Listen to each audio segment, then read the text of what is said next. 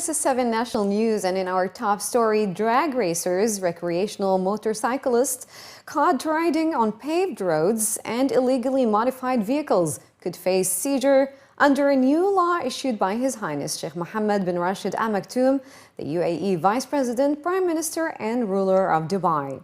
According to Decree number 29 of 2015, police can seize a vehicle if its owner has incurred more than 6,000 dirhams in fines, if it is being driven by someone whose license has expired more than 3 months prior, and if it is being driven in a reckless manner. And this also applies to motorists who try to evade the police in their vehicles. Motorists can expect to pay a hefty fine if their car is impounded or if it has been used in drag racing. The cost to release a vehicle that has been impounded for street racing has been set at 100,000 dirhams, while the fine is 50,000 dirhams if a motorcycle is used on a paved road. The law also states that a non-Emirati driver of a heavy-duty truck will be deported if they cross a red light.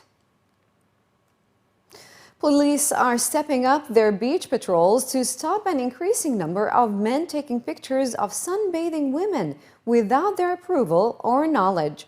According to a local report, officers in civil attire and security cameras will also be used to help maintain the privacy of women at the city's beaches. Beachgoers say many of the men they have approached while taking pictures with their smartphones have appeared to be unaware that it could lead to a fine, jail, or deportation. Samar Asaf, a Dubai resident who lives close to the beach and regularly goes there, told us that the increasing number of men going to the beach to stare at women does make her feel uncomfortable.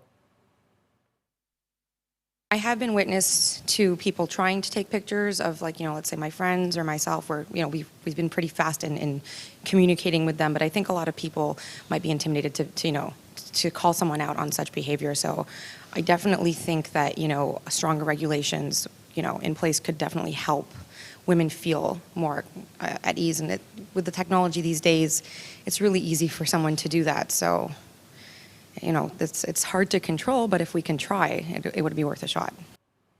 Police officials added that some men pretend they are coming to take pictures of a famous building or the beach itself, when in fact they are taking photos of women instead.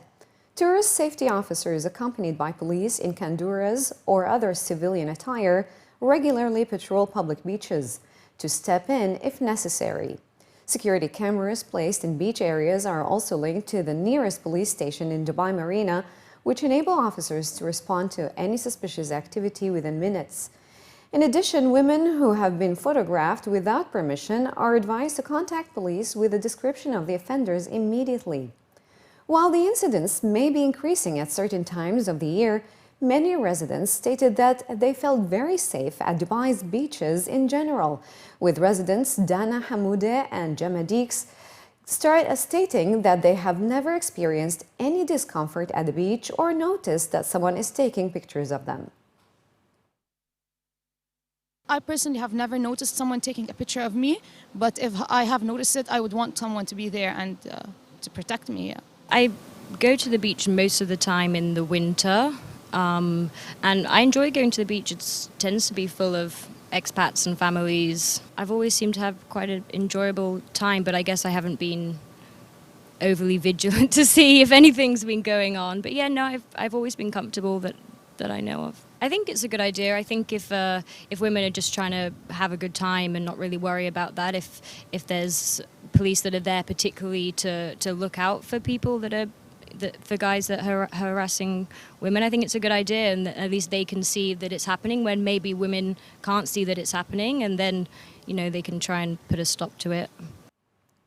The Telecommunication Regulatory Authority has confirmed that voice-over internet protocol services, including Skype, are banned in the UAE. The Regulatory Authority was quoted in a local newspaper as saying that voice-over IP is prohibited under the Federal Decree Law number 3 of 2003. And only the two telecom operators, Etisalat and Du, are authorized to offer such services. However, It was stated that so far, neither of the two telecom companies have submitted requests with regards to offering voice-over IP services in the UAE. TRA officials were quoted as saying that foreign companies who are interested in providing voice-over IP services in the UAE should coordinate with the two telecom service providers to offer the service to residents. It was also mentioned in the report that some Skype users in the UAE were unable to make both voice and video calls for some time, while other software such as Viber also had voice clarity issues. Furthermore, users of the new social media platform Periscope have revealed that since last Wednesday, they are only able to access the app through a virtual private network. The TRA has so far not commented on whether Periscope has been banned in the UAE, while a spokesperson for Twitter was quoted in a local newspaper as saying that the company was aware of access issues in the country.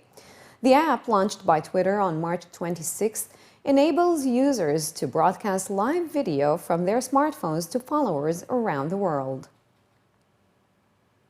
The National Center of Meteorology and Seismology has officially launched its YouTube channel, UAE Weather, specializing in broadcasting weather bulletins and programs with the aim to reach a wider audience.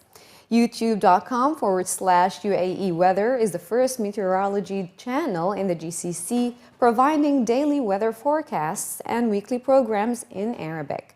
According to Emirates news agency WAM, the bulletins, which range between 3 and 5 minutes, cover the weather broadcast in detail, relaying reports on temperature, humidity, ocean conditions, and more. The channel also includes programs such as Safar, which showcases as the best travel and tourism spots inside and outside the country during different seasons. Launched last week, the idea behind the channel is to provide an accessible avenue for members of the public to be informed on weather in the UAE, which, according to a spokesman at the NCMS, is particularly important during times when rumors or false information were spread about the UAE. The 8th edition of Eid in Dubai's Eid al-Adha program will be a 10-day event starting on September 17th.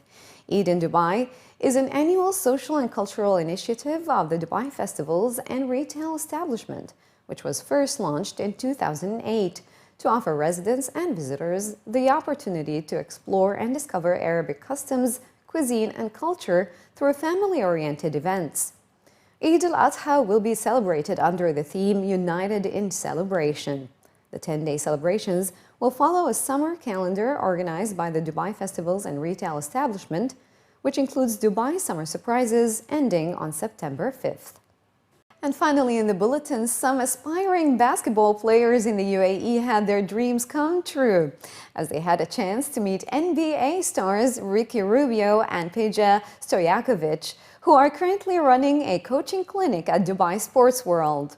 While taking part in the coaching camp with Basic Ball Academy, the young players got a chance to learn new skills during their interaction with the NBA icons.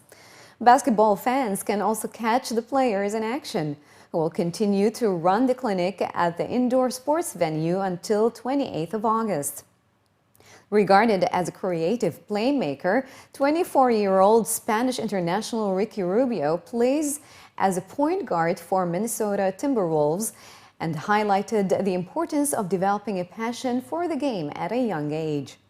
While showcasing some of his skills, Rubio added that he used to practice for 6 hours a day, and his determination allowed him to become a professional player for Spanish ACB League at the age of 14.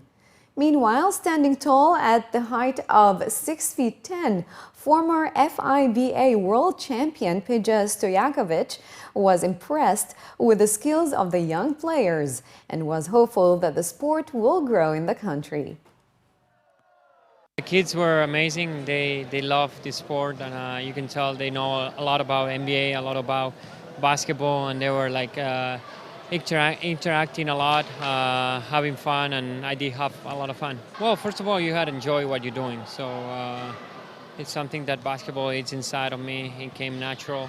and then I had to put a lot of work to get to NBA, a lot of hours in the gym by myself, working out, and I got lucky that I could achieve my goals, I could achieve my dream, and I'm in NBA now. I think it's most important for anybody, for any kid. It's to have a passion for what they do, to have a love.